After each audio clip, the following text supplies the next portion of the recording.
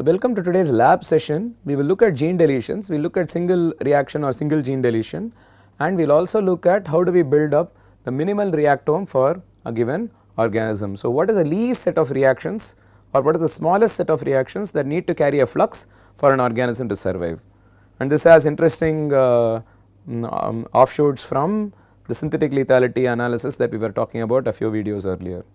Okay, so let us continue with some lab exercises in constraint based modeling. So, can we now identify gene deletions that break the ATP maintenance flux, right? So, do we get infeasible solutions and so on, let us explore that. And for any given model, how would you identify the minimal set of medium components for it to grow, right? Like for example, what are the essential amino acids or something like that. And can we explore FSEOF strategies for overproducing say pyruvate in E. coli model? It may be growth associated likely, but let us just figure out if we can come with FSEOF strategies, right. So, let us try to solve these. In addition, we can also revisit some of these which we were looking at in the previous lab session.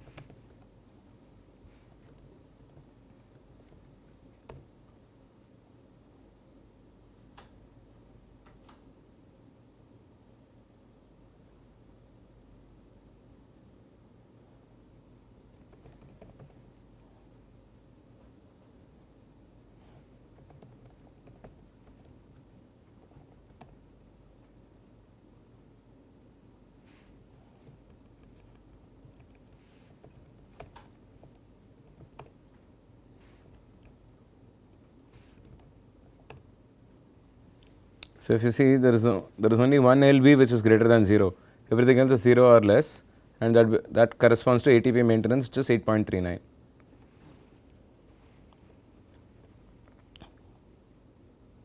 So, if we just keep on deleting reactions and see whether the exit flag would become 0. That is probably one way to look at it, because I do not think single gene deletion will directly show you that. Keep on deleting.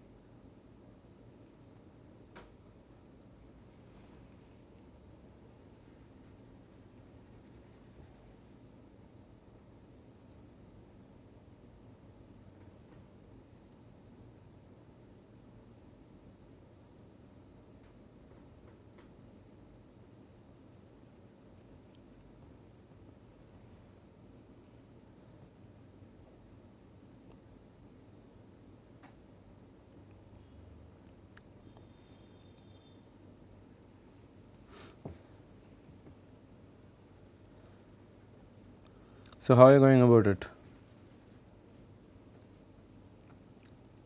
Yes, sir. So, how are you going about it? So, have you already looked at delete model genes and those commands? So, try to find minimal genome, right, by doing the delete model genes. That is another exercise you can try out. So, delete model genes just will delete the list we are going to do, right? Yep. How will it help in ATP?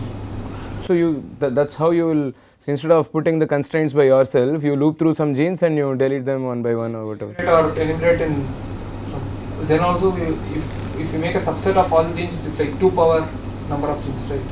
That way You don't want to try all the subsets, you incrementally go deleting genes. If it dies, you undo it and you redo that kind of thing.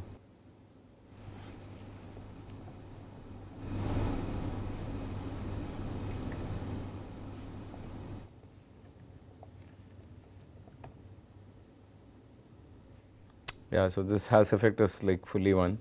This is the older version of single reaction deletion. So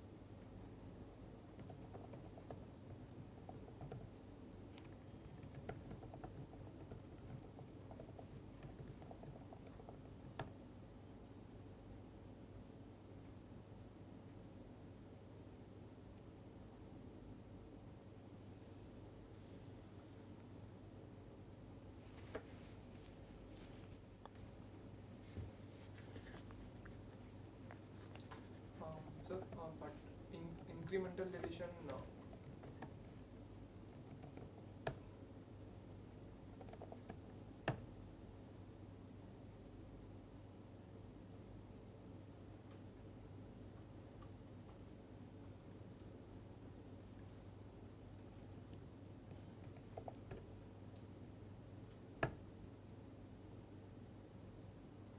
in incremental deletion. So you are talking about incremental deletion for finding the minimal genome set, right? For ATP, we can't use deletion for finding the whether ATP becomes infeasible for which origins. You can try random sets and see if it happens. With single reaction deletion, it doesn't seem to happen. I don't know about single gene deletion. Maybe you should try. Because I distinctly remember that being an issue. Here, I think the 2 power gene number of gene subset will come. They're possible, but I'm just asking you to explore. I'm not, see, only if you have to evaluate all possible subsets, right? You can basically just simulate some subset, some fraction of genes. Right? Yes, sir. For every subset, we have to check whether that CT into the biomass is whether the cell is growing or not for every subset. Yeah. So you are asking us to like find the first subset which. Something like that.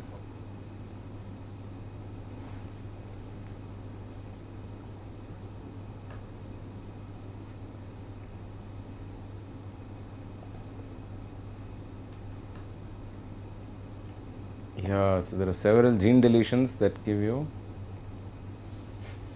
mans. But we have to optimize the model and see whether that gene deletion is giving zero.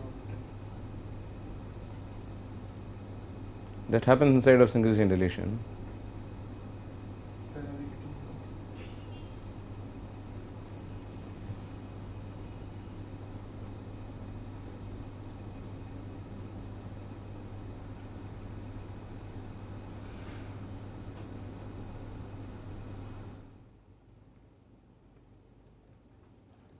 I'll just do a simple analysis that should help.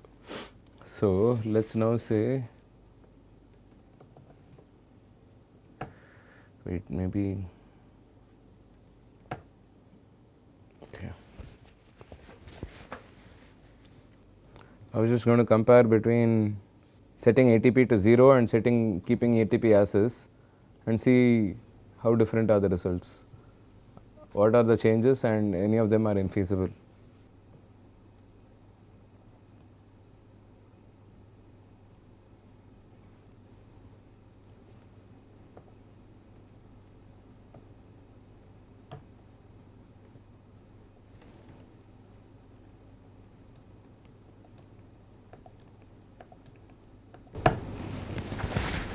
Okay, so this aspect and that aspect difference will give. This growth rate knockout difference, I'm going to check. How many of them are like nans? There are many Notter numbers that are showing up. In the 8.391. Well, I don't know. I've not done the other one. Okay. So in the 8.391, yes, there are. I don't know how many showed up because I had changed one more constraint as well. This, let me just check.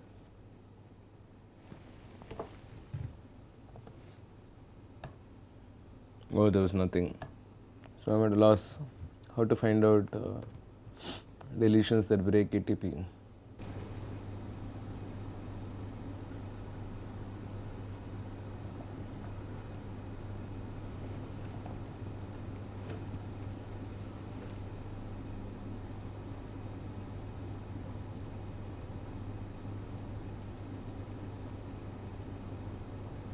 So there is no NAN when LBs are 0 and when there is NAN at LBs 8.319, what does that mean?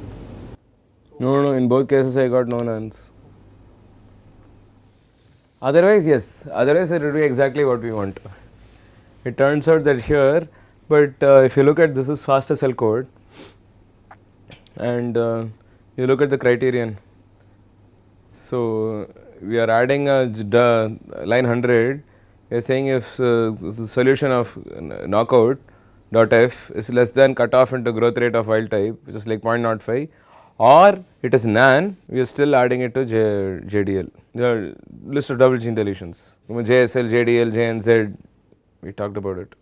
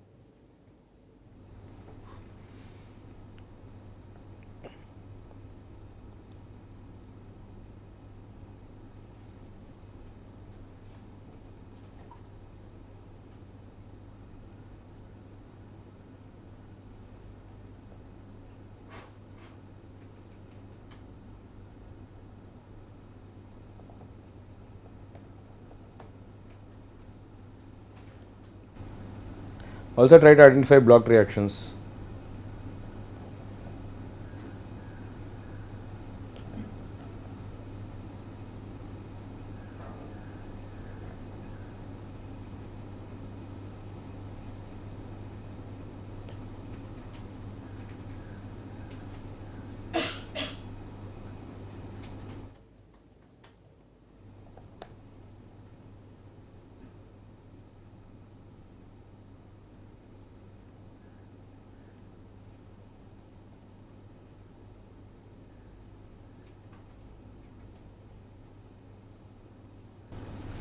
So far I have not found any example where there is none. I'm even doing double gene deletions. NAN means there is no flux or. No, it's basically storing it as nan whenever the solver fails. And that's exactly what we want.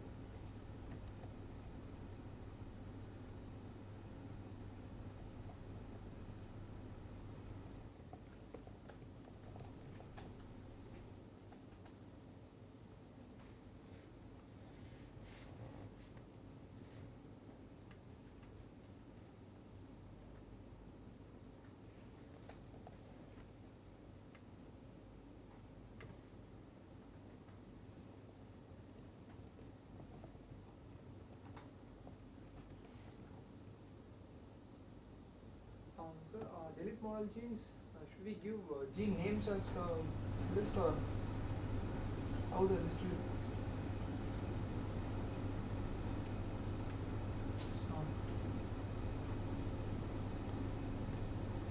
Names, gene names.